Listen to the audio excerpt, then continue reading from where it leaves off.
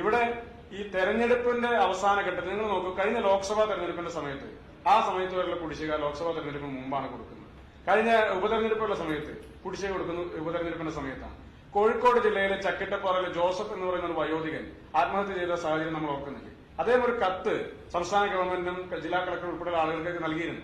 ഞാൻ കിടപ്പ് രോഗിയാണ്, എന്റെ മകൾ കിടപ്പ് രോഗിയാണ്, എന്റെ മകൾ കിടപ്പ് രോഗിയാണ്, ഞാൻ വാർദ്ധക്യ സഹജമായ അസുഖങ്ങളുള്ളതാണ്, എനിക്ക് തൊഴിലിന് പോകാൻ സാധിക്കുന്നില്ല, പെൻഷനാണ് ഏകമായിട്ടുള്ള വരുമാനം, അത് 6 മാസക്കാലം കിട്ടുന്നില്ല, മരുന്ന് വാങ്ങാൻ സാധിക്കുന്നില്ല, ഭക്ഷണം വാങ്ങാൻ സാധിക്കുന്നില്ല. ഈ വിവരങ്ങളൊക്കെ ചൂണ്ടിക്കാണിച്ചിട്ട് കത്ത് നൽകിയിരുന്നു.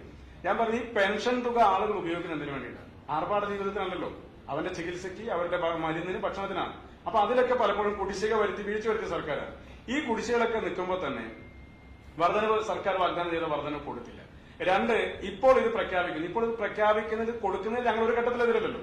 ഇപ്പോൾ ഇത് പ്രഖ്യാപിക്കാൻ വേണ്ടി ഇരിക്കുന്നത് തെരഞ്ഞെടുപ്പ് മുന്നിൽ കണ്ടുകൊണ്ട് എന്തുകൊണ്ട് 4 കൊല്ലക്കാലത്തിനിടയിൽ ഇതൊക്കെ വേണമെങ്കിൽ ചെയ്യാമായിരുന്നു, അത് ചെയ്തിട്ടില്ല എന്നുള്ളതാണ്. അത് ചെയ്യുന്നതിന് ഞങ്ങളെതിരല്ല. ഇനി ഇപ്പൊ പ്രഖ്യാപിച്ചാൽ ഞങ്ങളെതിരല്ല. ഇപ്പൊ പ്രഖ്യാപിച്ചോട്ടെ, ജനങ്ങൾക്ക് കൊടുത്തോട്ടെ, അതുകൊണ്ട് അവർക്ക് 4 വോട്ട് കിട്ടുമെങ്കിൽ കിട്ടിക്കോട്ടെ. പക്ഷേ വോട്ടിന് വേണ്ടി ജനങ്ങളെ ചൂഷണം ചെയ്യുന്ന രീതിയിലാകരുത് ഇതെന്നുള്ള മാത്രം.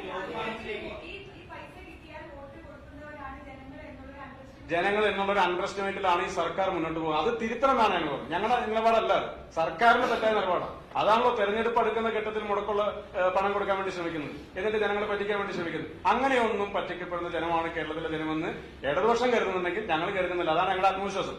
ഈ ജനം ഞങ്ങളുടെ കൂടെ നിൽക്കുമെന്ന് പറയുന്ന ആത്മവിശ്വാസം എന്താ? അത് ജനങ്ങൾക്ക് ഇതിനെ തിരിച്ചറിയാനുള്ള ശേഷിയുണ്ടെന്നുള്ളത് തന്നെയാണ്. കേരളമല്ലേ